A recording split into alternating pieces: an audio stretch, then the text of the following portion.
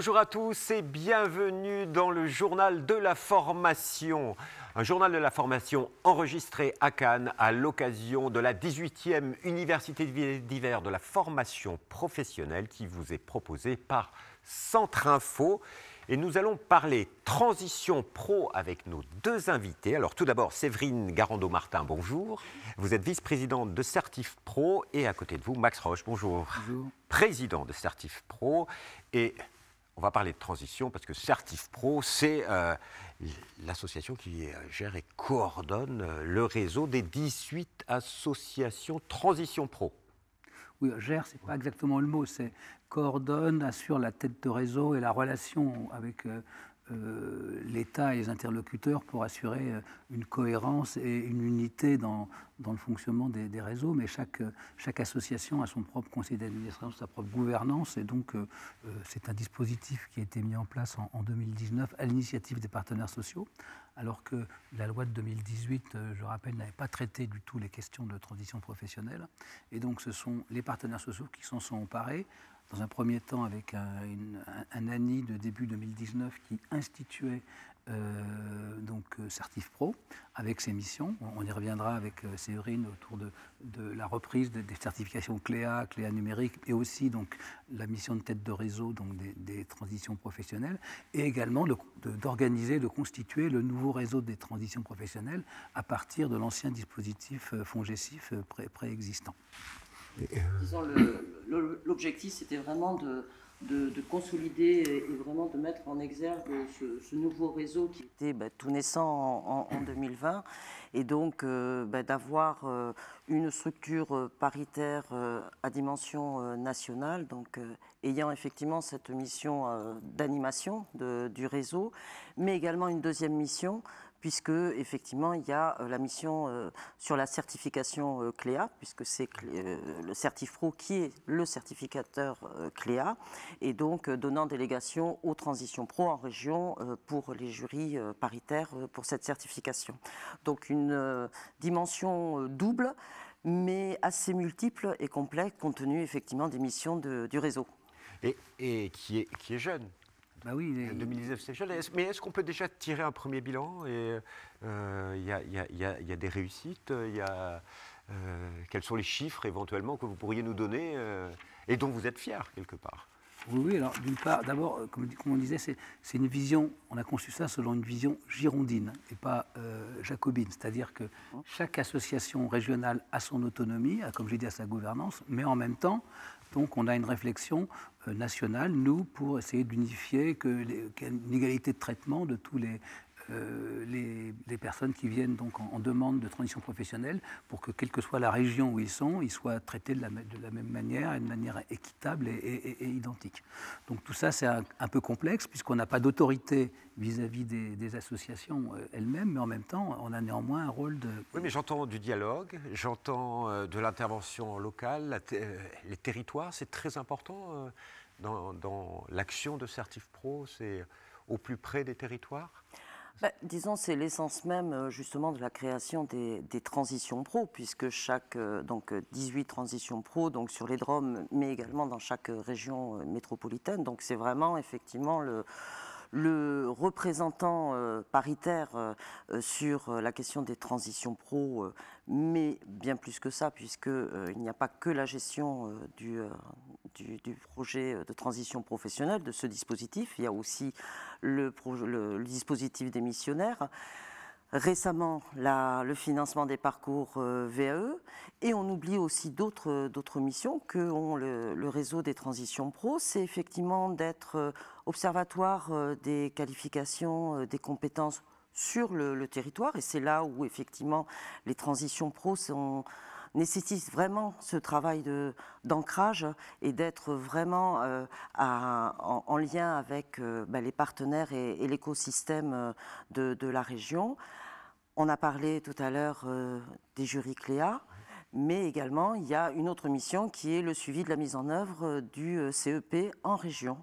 Donc du coup c'est vraiment des missions assez multiples Et pour vous donner effectivement quelques chiffres, donc au niveau des dispositifs, donc rapidement sur le dispositif phare des transitions pro qui est le PTP, donc effectivement sur le cumul du début des années, puisqu'effectivement on est tout jeune, hein. Donc 55 000 PTP qui ont été financés. Sur le dispositif démissionnaire, hein, même si les transitions pro n'ont pas une valeur de financement, mais donnent effectivement l'avis sur le caractère réel et sérieux. Donc il y a eu 45 000 projets de démission reconversion donc validés. La VAE, 6 072 projets. Et Transco, dont on dit beaucoup de choses, donc il y a eu quand même 400 projets financés qui ont été justement menés dans ce cadre collectif. Et pour Cléa, depuis alors par contre le début, puisque Cléa a une antériorité à notre structure, donc à peu près 75 000 certifications. Donc ce qu'il ne faut pas oublier, c'est que sous tous ces chiffres, c'est effectivement la vie et le projet de femmes et d'hommes. Donc, oui. Vous parliez, excusez-moi, vous posiez la question du succès. C'est typique, ça exprime effectivement pour nous le succès de la démarche, parce qu'à l'origine, effectivement, dans les statuts fondateurs de Certif Pro, je dirais que c'était vraiment strictement limité à l'origine, donc à tête de réseau PTP et à Cléa. Et en fait, très vite, le dispositif s'est démontré capable de prendre en charge tout ce que décrit Séverine. En particulier, le bon exemple, c'est quand même Transco, parce que Transco, ça n'existait absolument pas à l'origine. C'est un dispositif qui a été, je dirais, inventé, si on peut dire ça comme ça, par les partenaires sociaux, vendus, au bon sens du terme, à l'État. Et quand il s'agit de savoir qui le gérerait, eh bien, il n'y a pas eu vraiment de débat. Très naturellement, c'est les associations Transition AT-Pro qui l'ont fait et Certif Pro qui s'est retrouvé à la charge d'assurer la gestion, le reporting et tout le management du dispositif. Donc pour nous, c'est la preuve que le travail, les missions que nous avions confiées à Certif Pro et les initiatives que nous avons prises étaient les bonnes. Alors on parle de société qui évolue. Plus que jamais, chaque individu, chaque chef d'entreprise, tout le monde, chaque organisme de formation doit penser transition professionnelle, doit penser transition.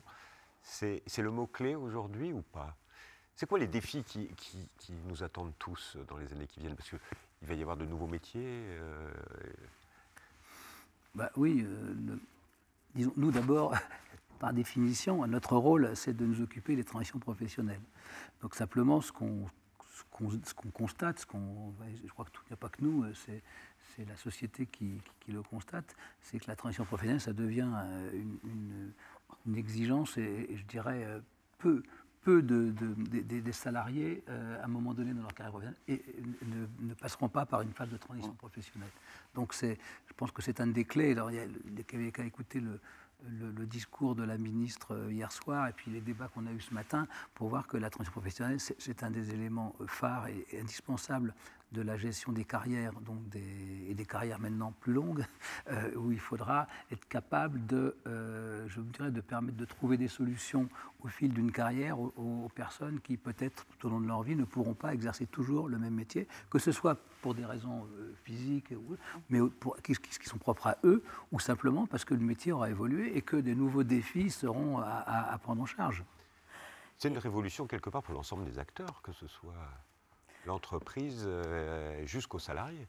Disons, il y a un écosystème, des dispositifs, une grande mallette d'outils, et d'un seul coup, effectivement, il y a quelque part un bouleversement, c'est cette notion de transition, de mobilité professionnelle. Et je dirais, au-delà de ça, c'est le développement des compétences. Et donc, du coup, c'est cette notion qui fait son chemin. Et donc, alors certains acteurs sont peut-être plus avancés, d'autres moins, mais en gros, il y a vraiment en ce moment, je dirais, une nécessité d'acculturation sur cette démarche de développement des compétences. Et donc, effectivement, un salarié dans son entreprise, alors que ça soit choisi ou subi, peut effectivement évoluer vers un autre métier. Et donc, il n'y a que, je dirais, à l'heure actuelle, le dispositif Transition Pro qui permet non pas de faire la reconversion, mais qui permet de faire effectivement cette reconversion dans une dimension sécurisée, que ce soit au niveau du financement de sa formation, mais surtout au niveau du maintien total ou partiel de sa rémunération. Donc du coup, c'est vraiment quelque chose qui permet effectivement d'aborder un parcours de vie, un changement de manière totalement différente. Alors après, on pourra effectivement parler de ce qui peut être fait en amont et notamment le rôle aussi du CEP. C'est clair que ce que portent les transitions pro et donc Certif Pro, c'est vraiment de pouvoir permettre à chacun et à chacune d'évoluer tout au long de la vie et d'acquérir des compétences. Et selon vous, c'est quoi les grands défis qui attendent tous les acteurs? Parce qu'il y a aussi beaucoup d'organismes de formation sur lesquels donc vous allez vous appuyer quand quelqu'un est en pleine transition professionnelle, reconversion, il va faire appel à de la formation. Et c'est quoi les défis qui attendent tous ces acteurs dans les années qui viennent? Alors, je dirais qu'il y a plusieurs choses. D'une manière générale, il y a, donc Séverine évoquait le CEP, le Conseil en évolution professionnelle. C'est une des créations donc, de la réforme de 2018.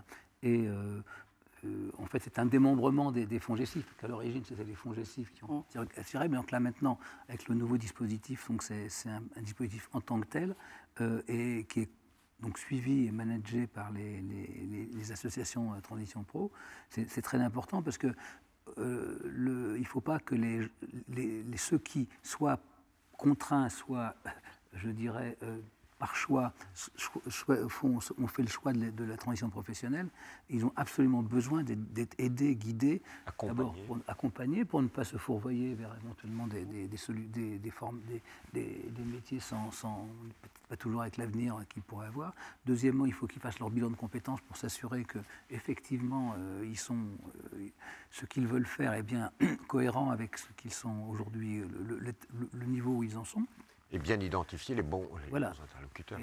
Absolument. Et les orienter vers les bons interlocuteurs, les bonnes formations, etc. Ça, c'est un point. L'autre point également, c'est vu par les salariés et vu par les entreprises. Le grand sujet, c'est l'idée de Transco qui certainement reste à raffiner et à améliorer, parce que c'est vrai que 400, ça ne paraît pas beaucoup, parcours financé, mais néanmoins, l'idée est vraiment je pense, très intéressante. C'est éviter, quand une entreprise se trouve dans une situation, anticipe des situations difficiles et des inévitables réductions d'effectifs, c'est éviter de passer par la case plan de PSE, mais trouver des solutions qui permettent de proposer à leurs salariés des solutions de reclassement sur d'autres métiers. Et il y a un très bel exemple qu'on cite souvent, mais qui est réussi, c'est celui des caissières de Monoprix. Bon, les caissières de Monoprix, en fait, dans le cadre d'un dispositif Transco, on a pu, pour partie, les transformer en aides-soignantes dans le domaine de la santé, simplement parce que, en fait, quand on réfléchit à ce que c'est faire une caissière, c'est pas seulement encaisser, c'est avoir une relation avec un client, avoir une gestion d'une situation qui peut être des fois conflictuelle et compliquée. Et en fait, quand on analyse vraiment ce que c'est faire, ce que peut faire alors on retombe dans le domaine de la VAE, qui est un autre sujet qui est très intéressant, dont s'occupent aussi les associations, c'est qu'on se rend compte qu'en fait, ces savoir-faire accumulé dans le métier que je citais de caissière, eh bien, il est transposable, moyennant une adaptation et une formation, vers des métiers d'aide-soignante. Et en plus, c'est trop bien parce que ce sont seulement des femmes et que c'est des métiers qui sont, pour l'instant, en tout cas, essentiellement occupés par des femmes des deux côtés. Et donc, on trouve là des solutions vraiment intéressantes et qui font que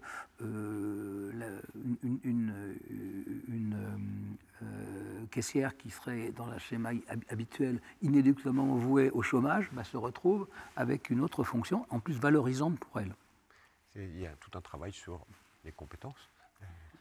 Un travail sur les compétences et puis un travail dans le cadre de Transco de synergie entre les acteurs, hein, puisqu'effectivement il y a le diagnostic au sein de l'entreprise pour justement, avec notamment aussi un travail pouvant faire appel au dialogue social, donc pour identifier les métiers qui sont menacés. Là-dessus, effectivement, la mise en place de Transco, donc l'appel au CEP qui vient dans l'entreprise, mais également les OPCO. Donc les OPCO qui interviennent justement pour accompagner et avec les plateformes territoriales de Transco, de voir justement aussi les opportunités, bien sûr, les transitions pro au final pour le financement. Donc je dirais il y a effectivement l'acquisition, le développement des entreprises, des compétences, pardon, mais également le fait que chaque acteur, dans son périmètre d'intervention, se coordonne pour justement intervenir au bon moment et servir justement l'intégrité du parcours. Il faut savoir, et ça peut expliquer aussi le peu de nombre de Transco, mais j'ose espérer, on ose espérer que ça va augmenter.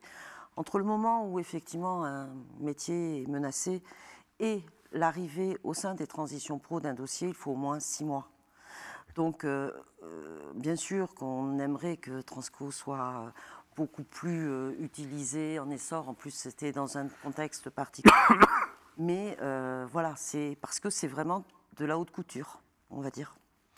En tout cas, bon, l'émission va se terminer. S'il y avait un dernier mot, un dernier message à chacun, qu'est-ce que vous avez envie de dire à ceux qui nous écoutent, que ce soit des salariés, des actifs en reconversion ou pas, ou des chefs d'entreprise, ou des organismes de formation? Moi, je commence, je dirais que les associations Transition Pro et Certifro ont fait leurs preuves dans la gestion des dispositifs. C'est sûr que, comme la ministre l'a dit hier soir, il y a à simplifier, c'est sûr. Hein, là, on a accumulé tout un tas de dispositifs qui paraissent, vu de l'extérieur, pour les non-initiés, complexes. Il faut trouver des façons de les simplifier. Je dirais que cette simplification, vue par nous, elle passe par les associations qui ont la compétence et acquis la légitimité pour gérer les nouveaux dispositifs qui seront probablement mis en œuvre à partir d'une réforme de la loi qui est anticipée. Également, vous l'avez dit, on est un réseau tout jeune, en fait, donc, mais qui a su effectivement mettre en exergue vraiment l'agilité. J'en veux pour preuve, effectivement, la commande qui nous avait été passée sur le financement de la VE. On a pu effectivement nos preuves. Et le fait qu'il y ait cet ancrage territorial, on est effectivement en écoute et en veille avec les CREFOP, avec l'ensemble de l'écosystème, justement pour pouvoir à la fois répondre aux aspirations individuelles de changement de métier, mais tout en, je dirais, prenant en compte aussi le contexte socio-économique du bassin d'emploi et de la région. C'est notre vocation girondine, c'est notre dispositif qui est adapté. Je crois que c'est important qu'on puisse continuer à le faire vivre. Merci en tout cas pour vos témoignages. Alors si vous voulez en savoir plus, alors il y a plusieurs sites internet, la régie peut les envoyer. Il y a www.certif-pro.fr. Il y a, on a parlé du CLEA, pour en savoir plus, c'est www.certificat-clea.fr. Mais bon, il y a le site www.transitionpro.fr qui explique tout et qui vous donne les liens sur tous les autres sites. Merci encore. Merci beaucoup. Et on se retrouve bientôt pour une nouvelle édition du Journal de la Formation. Au revoir.